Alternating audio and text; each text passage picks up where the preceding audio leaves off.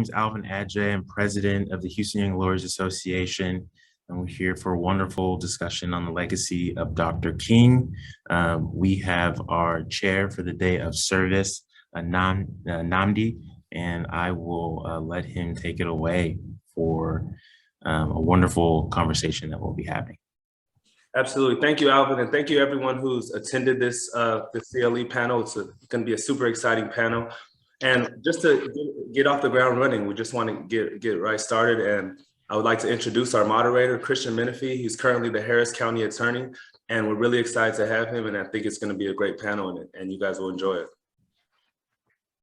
Well, thank you very much, Nnamdi, and thank you to Alvin and the Houston Young Lawyers Association for putting this tremendous event together. You know, every year we come together to celebrate the life and legacy of Dr. Martin Luther King Jr. And the impact that he had on our country, you know, both the civil rights movement here domestically and the work that internationally kind of spread throughout the world. And so I'm super excited to be here and to have HYLA hosting such an important event. But I'm even more excited that we're going to be able to hear from folks who in their own right are trailblazers and are kind of, you know, setting a path that folks like me are working towards one day be able to achieve the things that they have, not just the respect within the practice, but also giving back to their communities and impacting, you know, broader communities than just the legal community.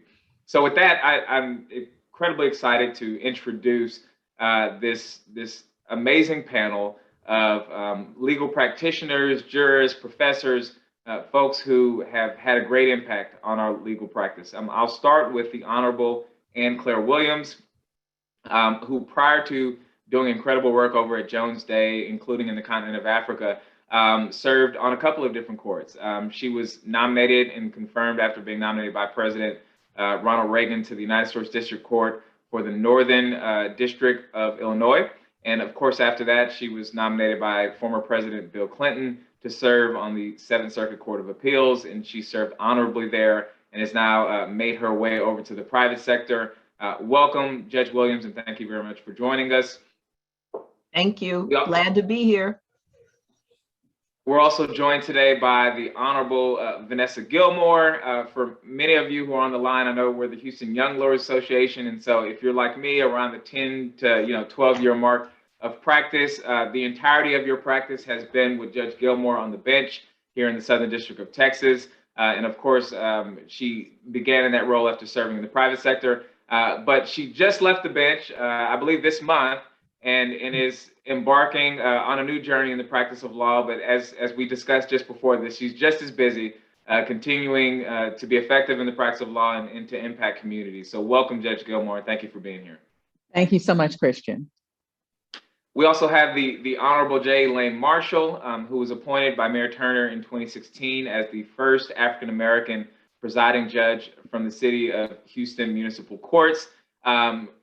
Folks who practice here locally are very aware and know of the work that Judge Marshall has done. And she's also been super active at Thurgood Marshall School of Law, where she served as an adjunct professor. We're extremely excited to have her here, and she is connected to a lot of the other panelists, as well as Alvin, as they all have some connection to the University of Notre Dame, which is a bit odd for a Texas event.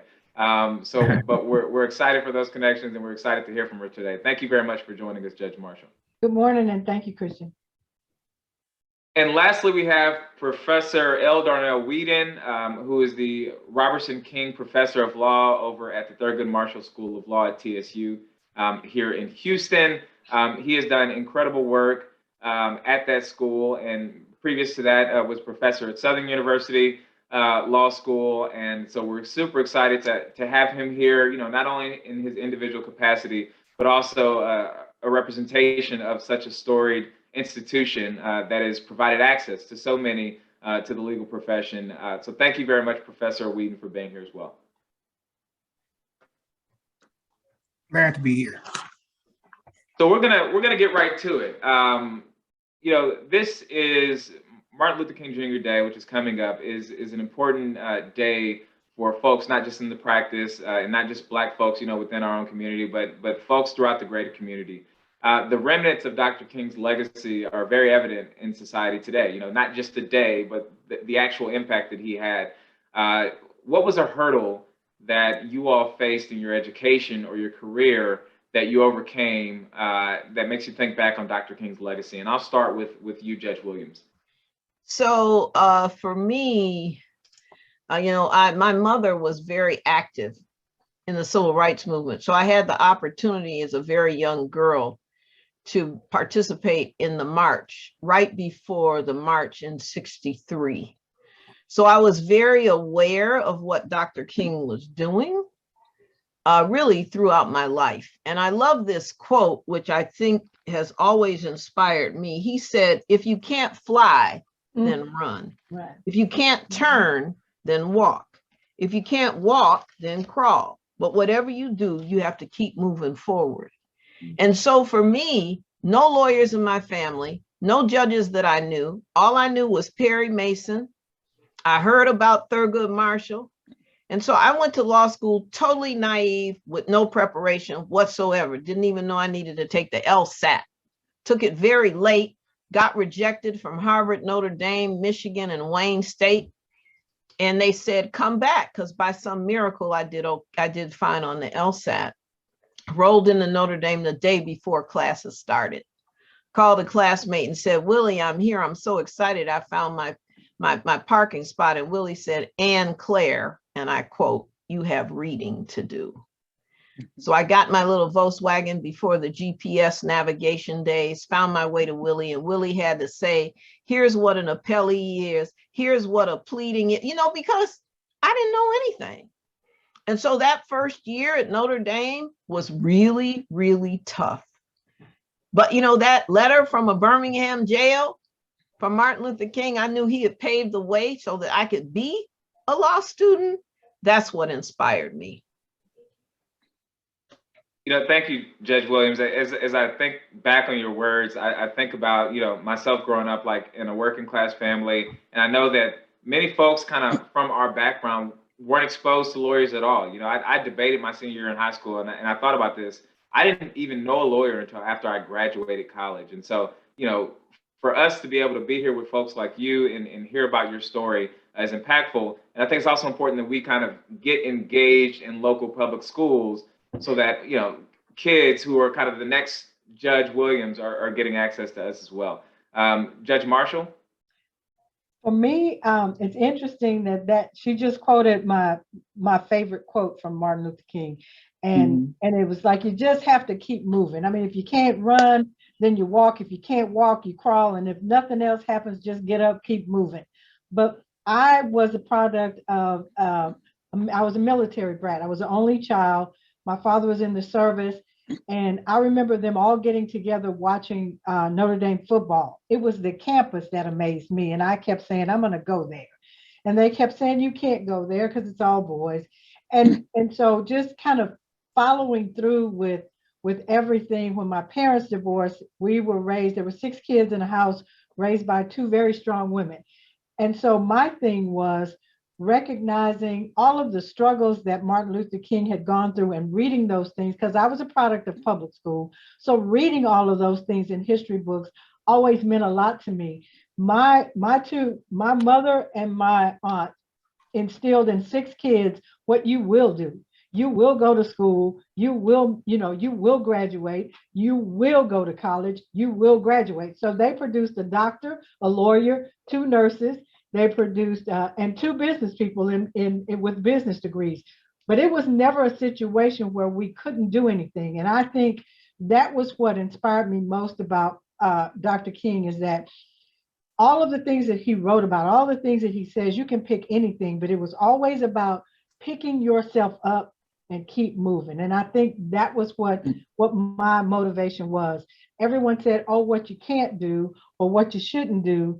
But in the back of my mind, knowing that I can do that, and that's what kept me going. And those are great words, Judge. Seeing the limitations, but not letting them hold you down and continuing to move regardless of what's in front of you. Judge Gilmore, I'm going to kick it over to you. Well, I started law school in 1979 at the University of Houston. And I think the significance of that is that there were school desegregation cases being decided in the courts of the Fifth Circuit all the way up until the early 1970s. The last 3 or 4 cases that were decided desegregating schools in the Fifth Circuit were in 73 and 74. And so starting law school sort of on the tail end of that meant that it was a new time and a different time, even at the University of Houston, which was a public institution. My class was the first class that had a critical mass of women and the first class that had a critical mass of African Americans. And it wasn't really a happy time. I had a professor tell me my very first semester, he gave me a grade I did not think I deserved. I looked it up. He told me, I looked up your exam number, I gave you the grade I wanted to give you. And just be happy I didn't fail you, because Blacks and Mexicans can't write. And I did not have the wherewithal at that time to push back. I just sort of tucked my tail and decided that I would just work a lot harder in all my other classes so that I would be able to be noticed for the work that I could do. And fortunately for me, one of the adjunct professors did notice that I was working hard. And he called me and said, "Did you get the highest grade in my class?" And I said, "I got the next to the highest grade." He said, "Good, come work for me."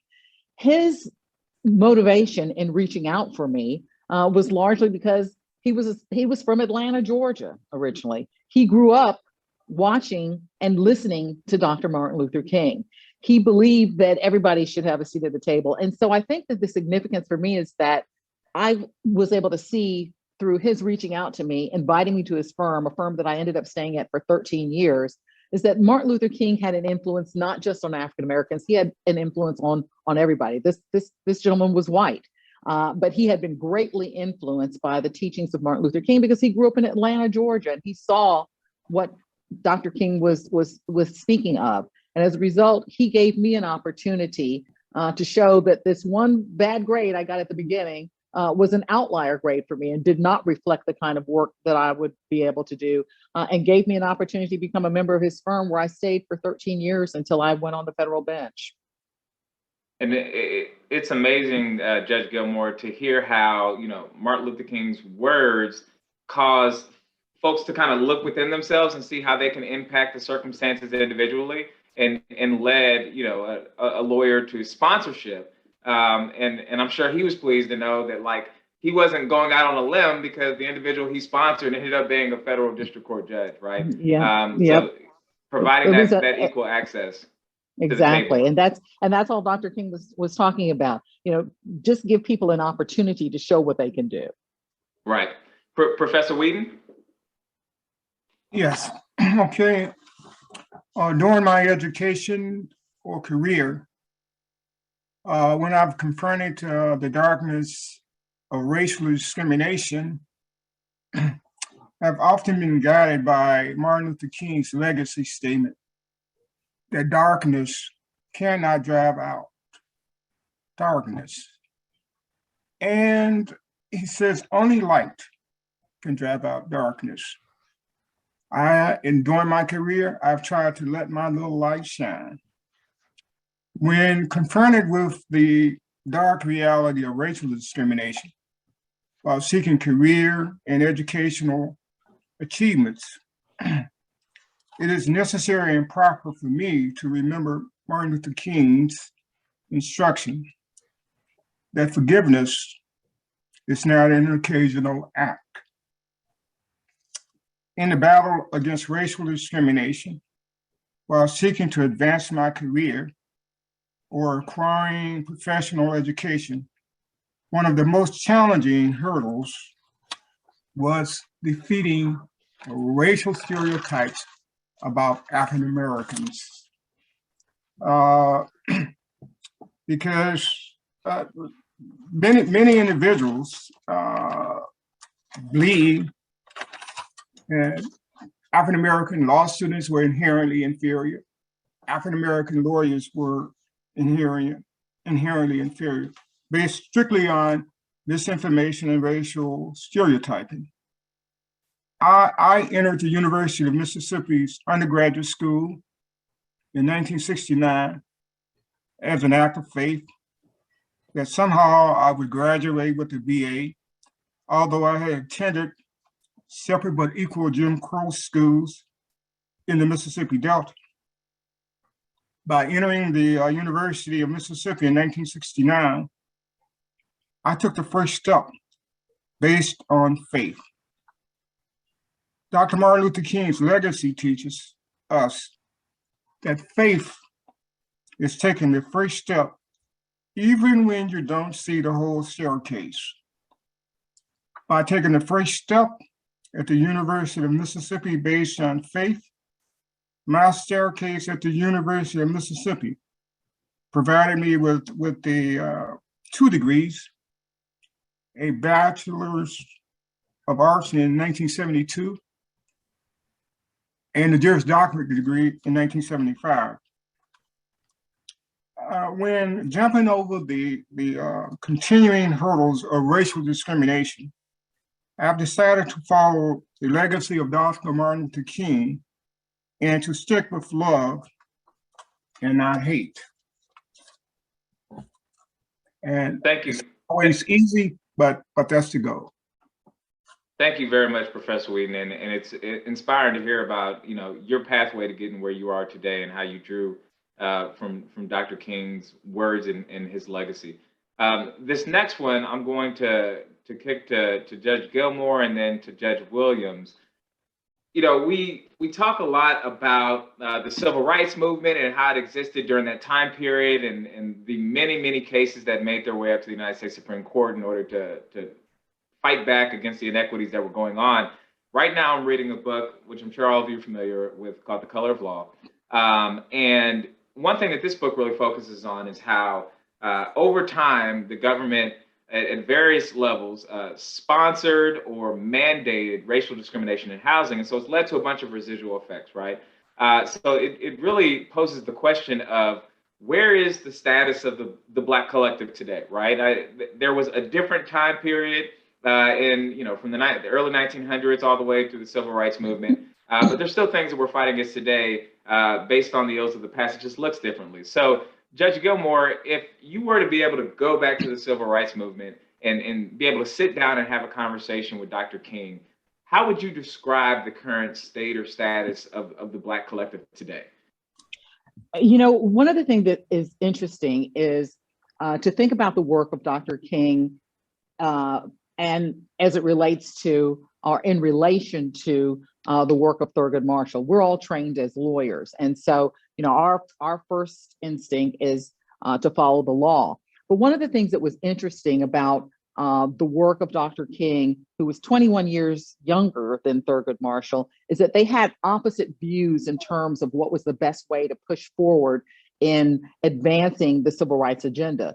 Thurgood Marshall was strictly in the let's follow the law and use the courts, and Martin Luther King, on the other hand, believed in civil disobedience and civil unrest and to push the boundaries of the law. He wasn't afraid to be jailed as a result of it. I think that the lesson that we see from the interaction and the work of those two great men is that the work of Dr. Martin Luther King is still necessary and needs to continue on today in terms of pushing the boundaries of civil disobedience, because I think that that goes hand in hand with other civil rights lawyers who are working within the law to try to make sure that the civil rights agenda is pushed. And so what I would say is that both legacies are important. Both legacies are still needed. Both methods of advancing civil rights are still important. Working within the law, the way that Thurgood Marshall did, and pushing the boundaries of the law the way that Dr. King did. And I think that Dr. King set an example. He was the first Black Lives Matter movement. And I think that he in many ways set the example for a lot of the young people now, maybe not trained in the law, but understand the importance of pushing the boundaries of the law to make sure that the people that do have a seat at the table, people like us, people that are lawyers that can work within the system, we have people that are at least agitating enough to give us a platform, to give us a way to push within the boundaries of the law to make the changes that we need. That's a great point, Judge Gilmore, because it is a multi-pronged attack, right? And one of the things I think we've noticed from the calls for reform in various areas of the justice system in the past few years was really the murder of George Floyd that was the inflection point, right? I mean, you had court cases going on throughout the country, But it wasn't really until that moment, which was, just like lightning in a bottle, that really kind of turned the tide on it. So those are very important points. And if we had more time today, we could sit down and have some coffee and chat with everybody about, the other couple of people in with those differing views, Malcolm X, Marcus Garvey, that wouldn't directly align with the two that you mentioned. But those are great points. Judge Williams?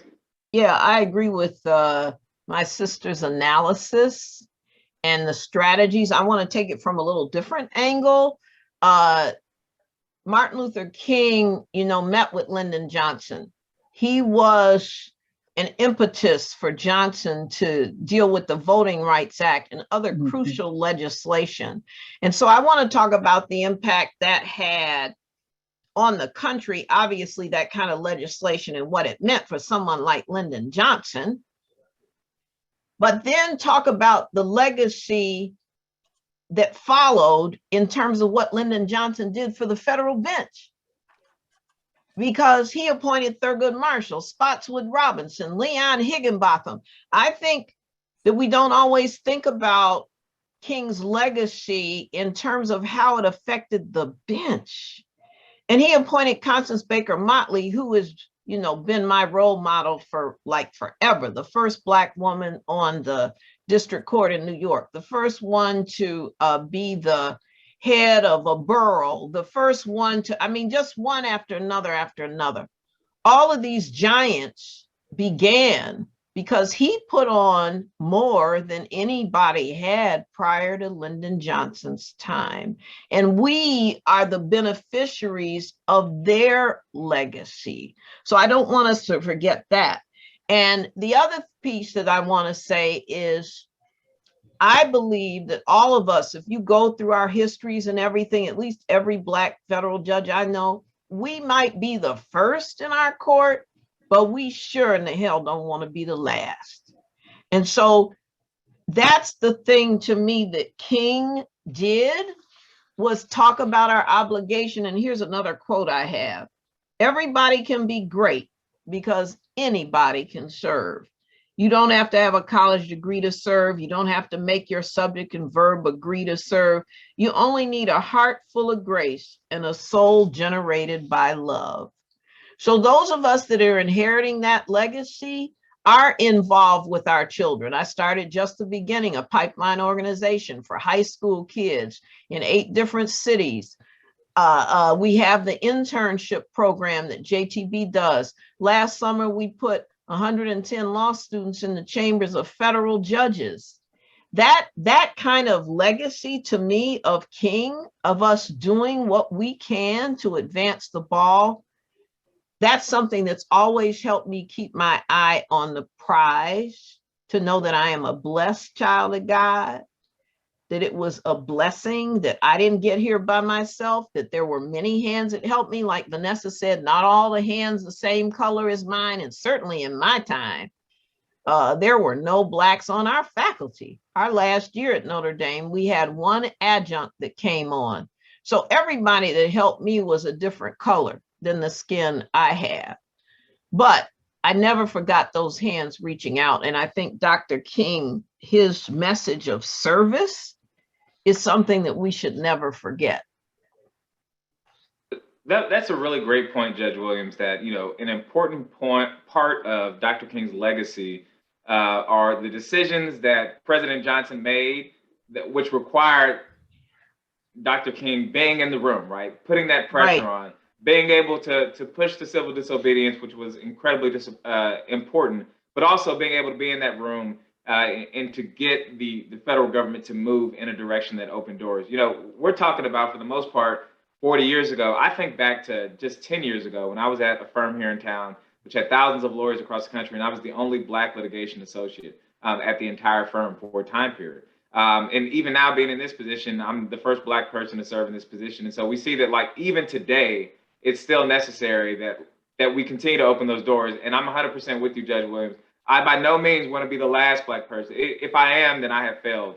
And I'm sure that that's the way that you all approached this as well when you were on the serving on the bench. Judge Marshall, I want to kick it to you to ask you a related question. We're drawing this nexus between civil rights as they existed, during the peak of what we view to be the major civil rights movement in this country.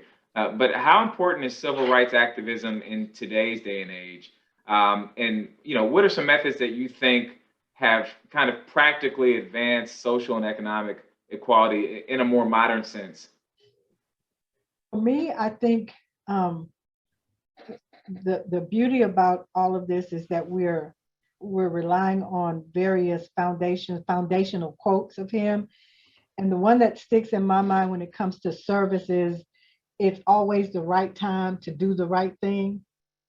Those are some of the things that he said. For me, it is, yes, I am the first. I've been a judge here for 34 years. I was appointed first by Kathy Whitmire. I was a prosecutor with the DA's office for 8.5 years. Coming out of law school at the University of Texas, there weren't that many Black students when I was there. So the thing of service, the things, I think what tends to happen sometimes is we forget that his legacy stands for giving back. Service is about giving back. Service is about doing the right thing. And the right thing is so that we are not the last Black person in this position. Because for me, I started the teen court that was here.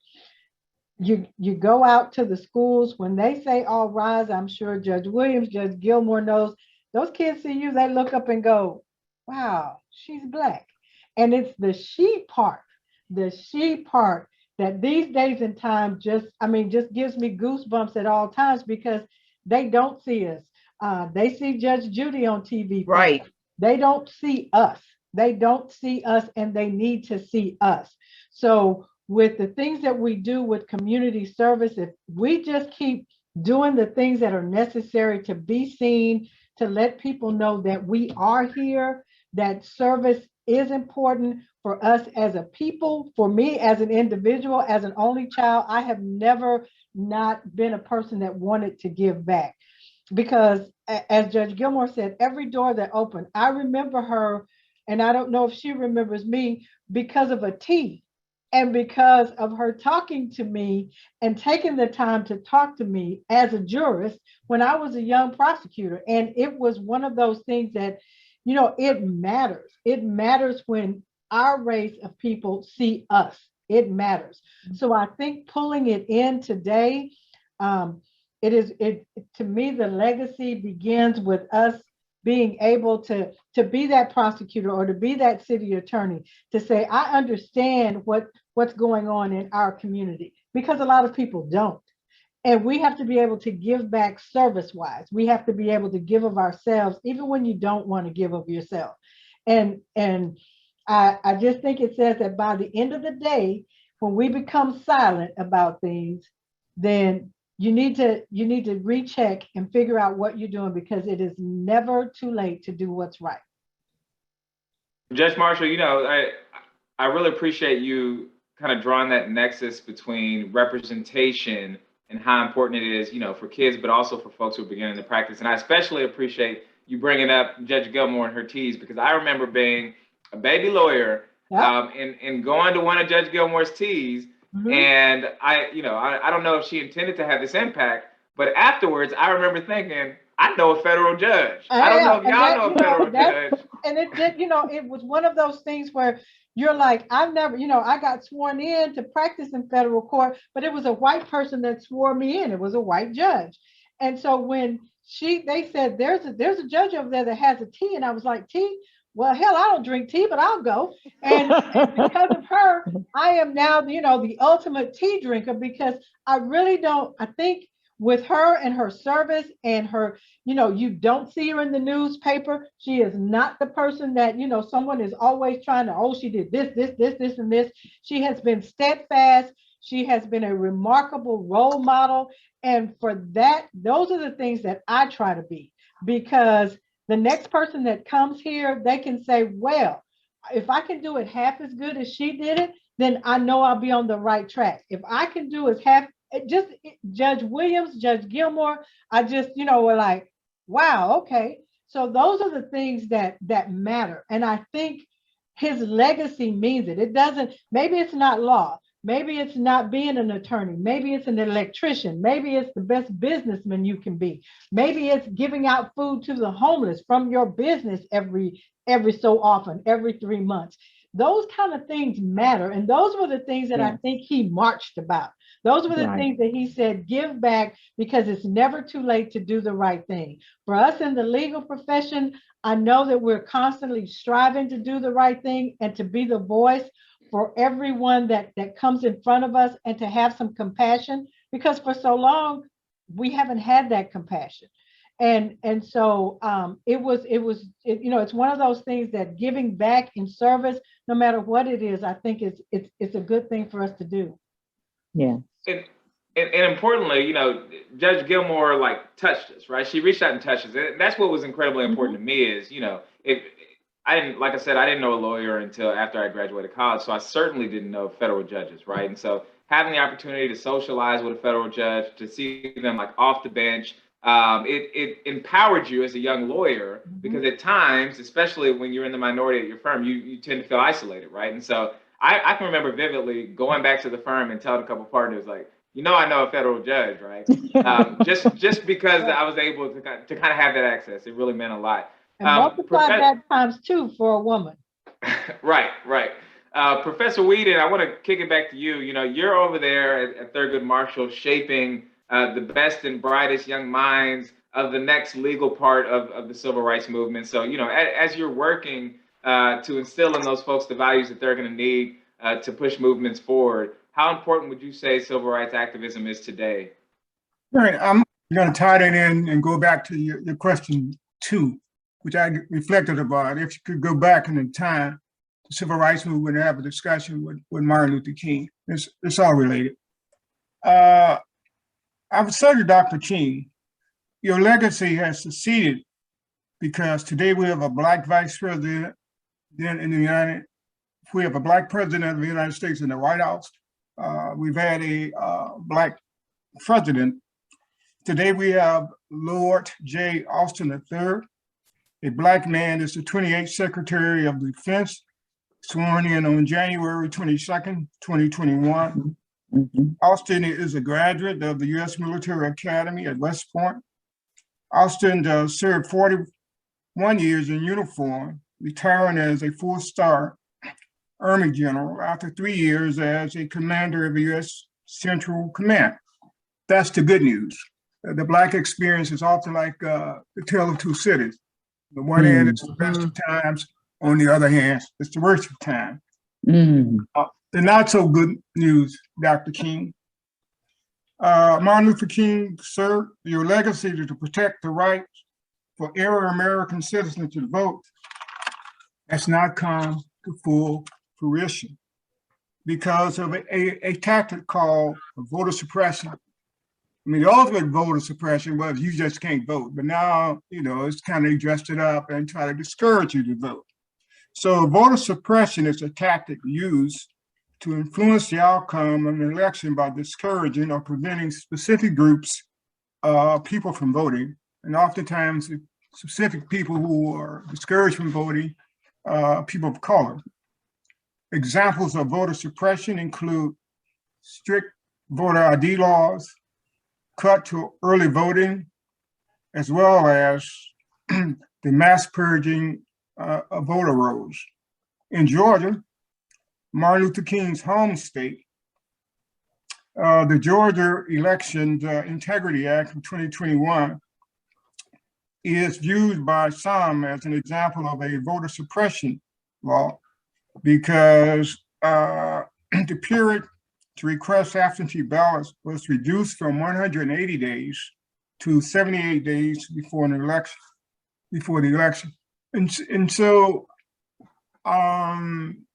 in teaching legal analysis and teaching constitutional law, you ask people to look for trends in the law.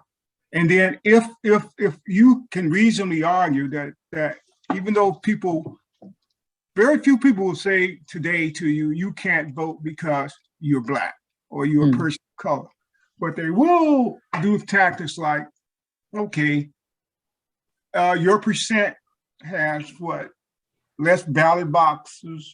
It takes you a lot longer to vote. or they'll do studies and say, hey, these are certain types of IDs that certain groups, like minorities, typically don't have. So we need these government issued IDs. And it has an undue burden on people with economically disadvantaged and people of color. And this is not by accident. And so when the court fails, and you want students to be aware of, there is clearly intentional discrimination. But the court has to realize that we don't deal with an academic world. When something clearly has a disproportionate impact on people based on their race, and there is no rational explanation for it but racial discrimination, a discriminatory effect ought to be recognized as a valid claim and a valid cause of action. I want to make my students very much aware of that we exist to challenge the law and say what the law is. We want to recognize, we have to be aware of what the law is, but then we need to go to the next step and say, here's why the law should be changed. And here's why, as Martin Luther King would say, this law is an unjust law. Thank you. Professor Weeden, that's a phenomenal point that I wasn't even thinking about, which is, over the past 10 years or so, we've seen an undoing of many of the voting rights protections that were put in place around the civil rights movement, right? I mean, in 2013, you had the Shelby County case, which gutted the pre-clearance formula for the Voting Rights Act. You have the Brnovich case here just recently, which pretty much put all disparate impact cases on ice under the Voting Rights Act. And so, it's interesting, me being, I guess, the only person who's like purely a politician on here, I see that oftentimes like the voting rights issues have become politicized. But if we take off that hat and we just put on our legal hat, our jurist hat, I think the evidence has been pretty clear, like throughout the country, that you have seen some of these efforts. I think back on a case out of North Carolina in 2016, where the First Circuit Court of Appeals said that a bunch of different voter restrictions, right? It's included voter ID laws, changing of the number of polling sites, that the party who had put those in place, those provisions, the court said, targeted African Americans, this is a quote, with almost surgical precision, right? And so here's a question. Did the case in North Carolina, now here's the professor in me, did you say First Circuit and intended to say the Fourth Circuit? No, it's Fourth Circuit. This was the Fourth Circuit. Yeah. This was the Fourth Circuit Court of Appeals, the McRory case, where the court said that these provisions targeted African Americans with almost surgical precision. And if I had the chance to talk to Dr. King, that would definitely be something that you would want to chat about, right? You have the courts recognizing that some of the impetus for some of these changes is that racial component. And so, I think we're on the precipice of needing a rejuvenation of some of those protections that we saw decades past. I'm going to kick it back to you, Judge Gilmore. As we're kind of talking through some of the challenges that we still see here presently, we've kind of drawn the nexus of the fights that we had back in the 50s and the 60s, the fights that we're having today. But what I don't think we've talked about much is why, right? Just gauging on some of the issues that I guess Black communities are still dealing with in today's day and age. Why do you think these challenges are still so prevalent in our society?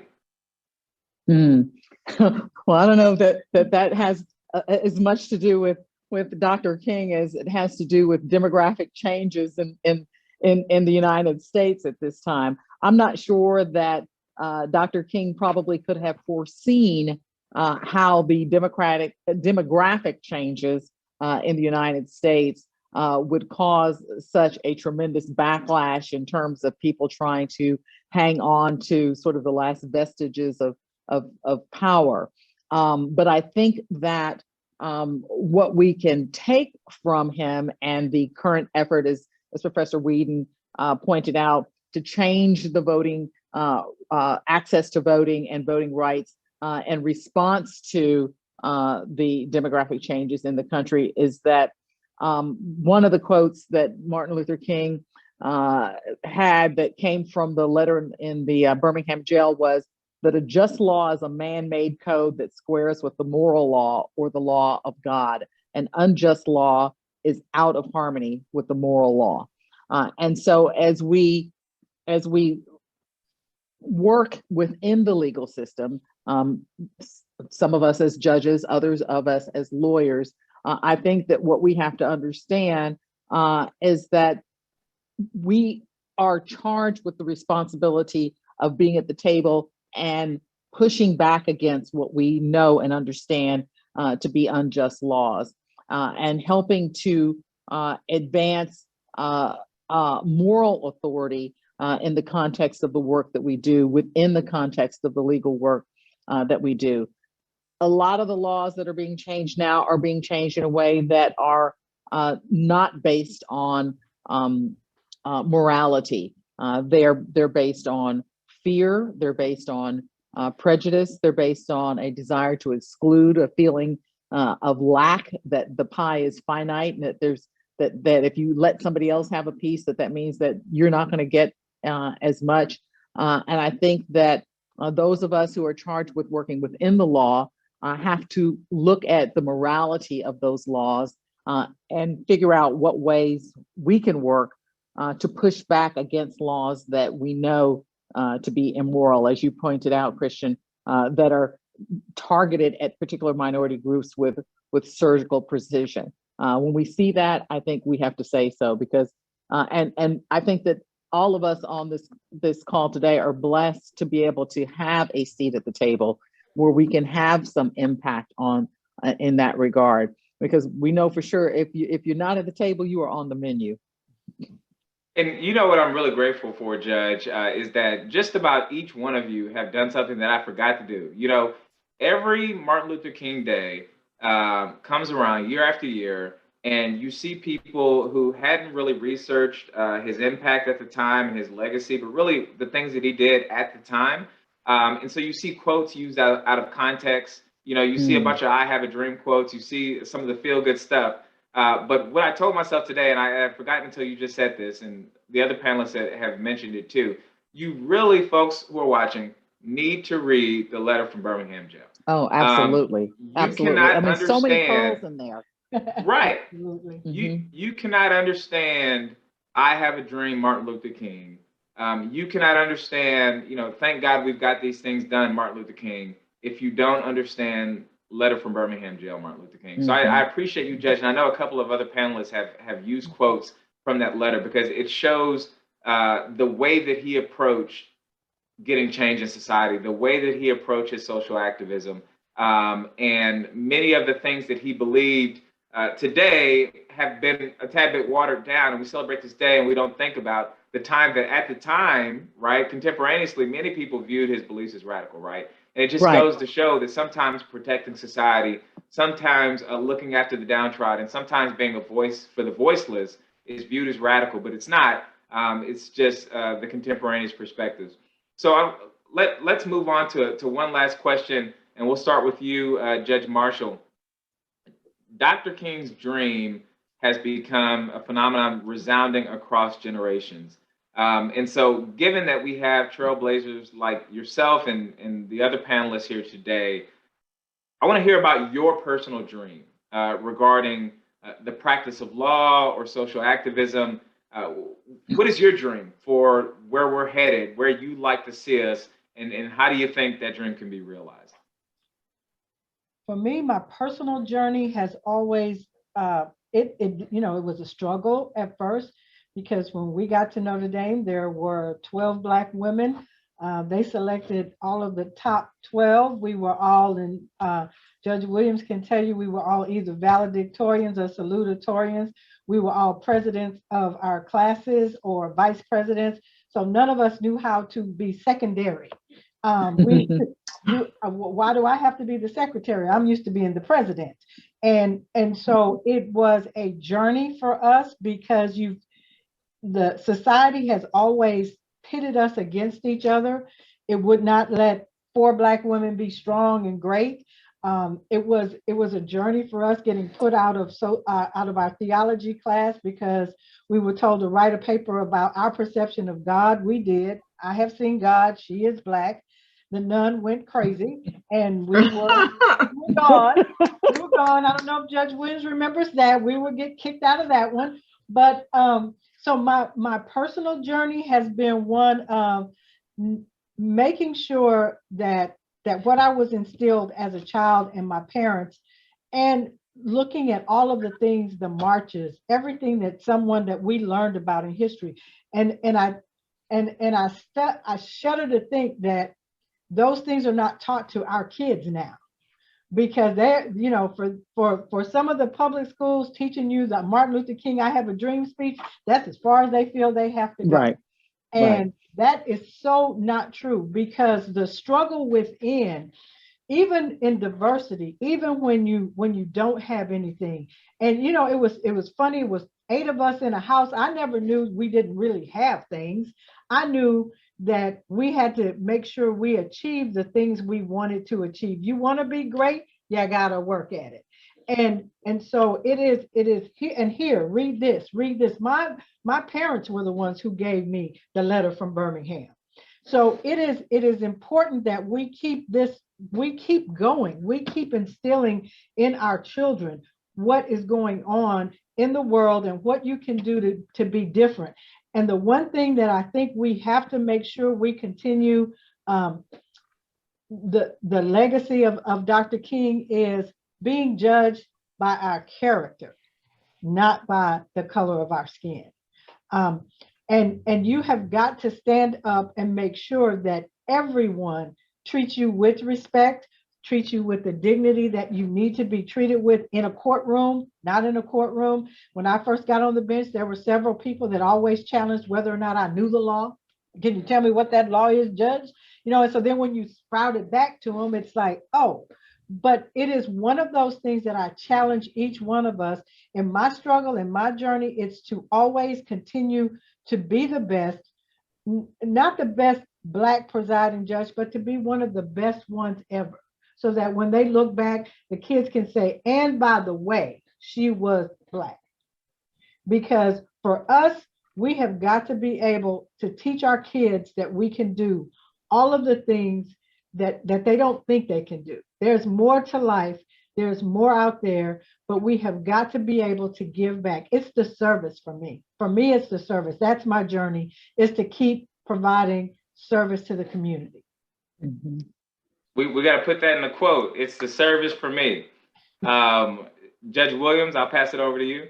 Okay, so I think about this quote of King, which I love. There comes a time when we must take a position that is neither safe nor politic nor popular, but one must take it because it is right.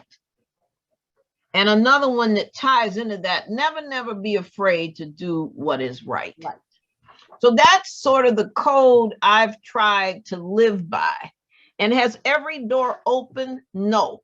But what we have to learn is when certain doors close, there are always ones that open. That what we learn when the door gets slammed in our face, like Vanessa did with that low grade, she didn't give up and run with her tail to the corner and say, I'm not going to be a lawyer. She thought, well, who can I approach that actually sees my value, that can be my champion? So we cannot give up. I started out as a teacher in the inner city schools of Detroit. Yeah. I have a master's in guidance and counseling, and you know, I could see sort of where the schools were going, and I kind of went to law school on a dare. But I knew that justice was in my heart, and I knew that I could try to make a difference. And I knew about blocked doors because, see, both of my parents were blessed to work their way through college at historically Black colleges. My mother with a degree in education, my dad in psychology. But of course, when they got to Detroit, no jobs for Black people. So my mother worked as a social worker in a school for delinquent children for 12 years, and then as a substitute teacher for 6 years until Blacks could teach it full time in the schools. Daddy tried to sell insurance, but the best job a Black man could get in Detroit was being a bus driver. So my father drove a bus for 20 years. He was applying for a supervisory position, and his white boss told him, Williams, you could never handle this, even though he had been a staff sergeant in World War II and could type and ran the division. And he decided to go back to school because he had enough money saved up in his pension plan. And as fate would have it, Daddy and I were in classes together at Wayne State. It wasn't until I was asked in a speech class to talk about who I admired the most that it hit me. Bus driver, college degree. college degree, bus driver. And I had tears streaming down my cheeks. And I went home and I said, Daddy, how could you stand it? How could you drive a bus like that? Of course, there were a lot of Black men, accountants and everything else driving buses. He said, I did what I had to do. Yes, that's right. I wanted to make the world better for you and your two sisters. That's Nobody can take my education away from me. right. And then he had a degree in psychology. He said, plus I used a lot of psychology with the people on the bus. So my point is that we have to find a way. There are a lot of roadblocks right now. I mean, I don't think Dr. King would be happy at all where we are, what we're fighting, the battles we're fighting. But we have to find a way, and we just can't give up. And then we have to do what we can. So I mentioned this, starting just the beginning. When I came to Chicago, the pass rate for bar for Black people in Illinois was like 30%. The rest of it was 70%. I helped form an organization that today 5,000 people have passed the bar. I was a baby lawyer. I wasn't a judge. I'm just saying, you see a need. There is power in one. That's right. And when you have a great idea, you get other ones to join with you, and that's how we affect change. And we can never forget that. And Dr. King never forgot that. So that's how it's impacted my life, how he's impacted my life. I knew right when we got to the end, that's when the good preaching was going to come. I appreciate your words, Judge Williams, and especially in speaking to a group of young lawyers, that you're never too young, you're never too junior to start making your impact. Professor Weeden, we'll pass it over to you. Thank you. The Martin Luther King's John Major for Justice. That's one of my favorite things. He won the Nobel Peace Award in 1964 because of his fight for justice. And I think as lawyers and as a professor, the question was, why do we still have racial injustice? Because some people have not gotten beyond the idea that African Americans are 3/4 of a person. That's an unjust law. I'm not 3/4 of a person. Many people have not gotten beyond the Dred Scott decision, which says that I'm property, that African Americans are property and they have no rights which the whites should respect. That's an unjust law. And then if you get beyond Dred Scott, you get to Plessy v. Ferguson, which said separate but equal is equality. And everybody knows that was a fantasy. And when an African Americans in that opinion protests and says this badge is, just put a badge of inferiority on me, the court said, oh no, you're just hypersensitive. No court, that's an unjust law. And so I want to, in my daily and professional life, in honor of Martin Luther King, to be a John Major for justice. Fight for justice and fight for equality every day. And I think that one of the unique things that lawyers can do, lay people may know something is wrong, but lawyers know how to say it's a wrong because it violates the Equal Protection Clause. You're similarly situated. And if the only basis for that discrimination is your race, that's a strict scrutiny standard, and we don't think the state can meet that. And even if the court doesn't buy your argument, write a dissenting brief. People knew that Plessy versus Ferguson was decided, was wrong the day it was decided. Justice Harlan's dissent pointed that out. And so you may not win the date, but make the argument anyway. You may be 50 years ahead of everybody else, but at least they know the argument was made. And so I think this was a great opportunity for us to share information, but we still have this fight for racial justice because some people still believe on the inferiority of another race. And that's unfortunate, but it's still part of our ugly reality. Thank you. I appreciate the words, Professor Weeden, and you're right, the fight lives on. And hearing you kind of walk us through the Supreme Court cases, and I feel like as the courts kind of reinforced that racism, it became more and more institutional, right? And then over the years, the Supreme Court started to lift some of that, right? But as that happened, then the legislators just started making more and more veiled, right? Passing laws that were intended to get to the same spot, but just took the words out, right? So we're talking about residential segregation, right? finding factors that are on their face non-racial, but still got to the same point. And so that's why we have to continue to fight the same battles that were fought back then. We're just fighting an enemy that is largely in hiding. And so I appreciate your words. We're gonna have our last set of remarks so that we can wrap up from Judge Gilmore, and I'm excited to hear your thoughts on this question. Well, my thoughts are, oh my gosh, there wasn't enough time today. I think that Christian and the Houston Young Lawyers Association, all of you who put together this panel did something that I'm glad that Martin Luther King was the impetus for us to do this. I'm glad that the celebration of his birthday is the reason that we're having the chance to be here. But what I have heard today says that there's so much more that we need to talk about. There's so many things that we need to collaborate on. There's so much wisdom and knowledge here that needs to continue to be shared. I thank you, Judge Marshall, and thank you, Christian, for talking about how I always have teas every week in my chambers. That's the reason that I do it, is because that's the legacy that Dr. King gave for us, not for us to get put in these pedestals and then pull the ladder up behind us and not still continue to be engaged in the community. It's to put you in these positions so that you have the opportunity to continue to have discussions with young people and to talk about important issues like this, or just to be there so that people can see you in positions and understand that this is a path that they can take. A door was open for me. And I'm trying to let you know that I'm not the only one that needs to be here. I hope I'm not the last one. As Judge Williams said, I hope I'm not the last one that's going to be here. And to make sure that people understand we are here and you can be here too. Now, I'm retired now. I try to keep my foot in the door for another opportunity for another African-American woman to come to Houston. It is not to be. My seat got moved to Laredo, as you all probably have heard by now. So that opportunity won't happen immediately. But I still think that there's a path for us to continue to be there. And I think it's important for us to continue to be in places and spaces like this opportunity that you've provided for us today to talk about these kinds of issues. And I'm gonna take a point of personal privilege. I'm retired, no more teas in my chambers, but I'm opening a tea room in July of this year, Tea with Judge B on Riverside Drive, right in the neighborhood. All right. Riverside and North McGregor. All right. So you guys come visit me at my tea room. And we can keep on having some good discussions like this. Well, I've had the tea, Judge, and so I'm happy to fully endorse the tea Count me room. in. Count me in.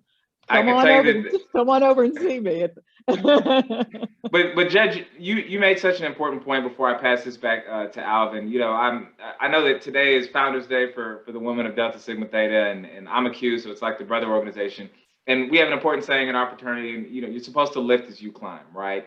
And I think it's so important that the folks who serve in this panel, who have obviously accomplished much, would come here and chat with us. But what I think is even more important than that is that your work is not limited to Zoom chats, right? Your work is not limited to MLK Day chats. And I know that each and every one of you is doing the work necessary to pull the next one of you up, right? Just as you had the opportunities and you were brought to the table as well. So I'm going to go ahead and pass this over to Alvin. Thank you all very much for joining us for this incredibly important conversation. I'm just incredibly honored to be here sitting alongside you and moderating this discussion with judges and professors, folks who have shaped the legal landscape in the past, and folks who are going to be shaping the minds who will lead the legal landscape moving forward. So thank you. Now, with that, I'll pass it over to you, Alvin. Thank you. Christian, Menefee, thank you so much. This was a fantastic panel. I was really honored to be here for this discussion. And yes, this is a discussion that I hope that we can continue on, not just obviously just today, but continue going forward. And I found a lot of inspiration in what was being said. I know one of the big takeaways is it's about the service for me. And so I think that has been something I've tried to live by, and just happy to be able to be here as a witness to all the wisdom that has been dispensed today. Nnamdi, is there anything else you want to share before we close it out? Not necessarily share, but I do want to thank all of the panelists. You guys did such an amazing job, and I think I can speak on behalf of all of our attendees, my co-chair, the whole HYLA organization. That was so amazing. That was so helpful. That was so beneficial. So Thank you for all the gems that you dropped. And again, thank you for your time. And I'm excited to continue to keep in touch and to continue to, further Martin Luther King's legacy by doing a lot of the things that we discussed in this conversation. So thanks again.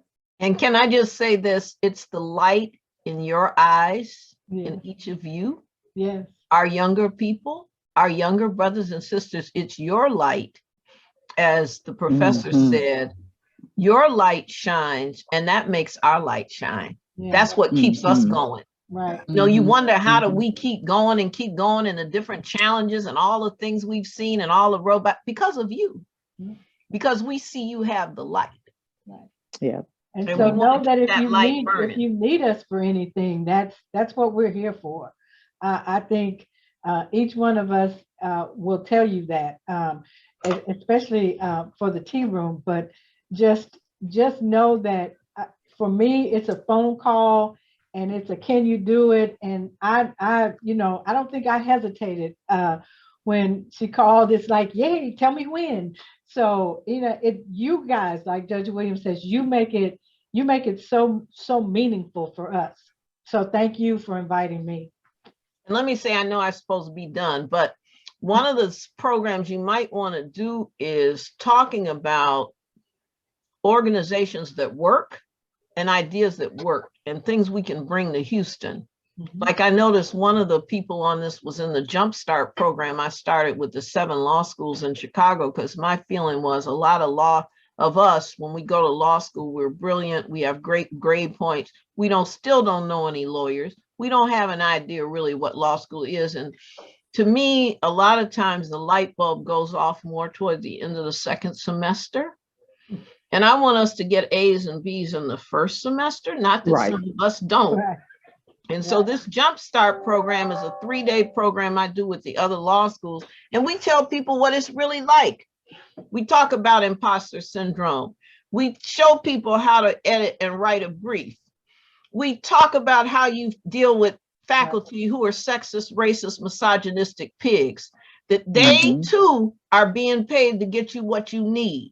That we cannot shy away from that. I mean, there are the bar review, there are all kinds of things that we've each individual, the program Judge Elaine talked about, bringing judges to the schools, doing things in the churches. We've all seen that, and we have ideas of things that can work. So perhaps that could be something you put on your agenda.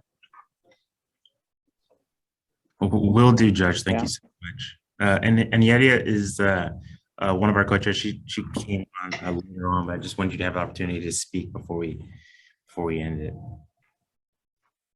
Thanks, Alvin and Nnamdi, for kicking this off. And I apologize to our amazing panelists and to Mr. Menefee, who had to step away, for coming in late. I was coming from a work conflict, but to be brief so I don't get emotional, this was a very anointed experience, being able to hear from all of you. Ooh. And I thank you all for the path that you've laid out for us.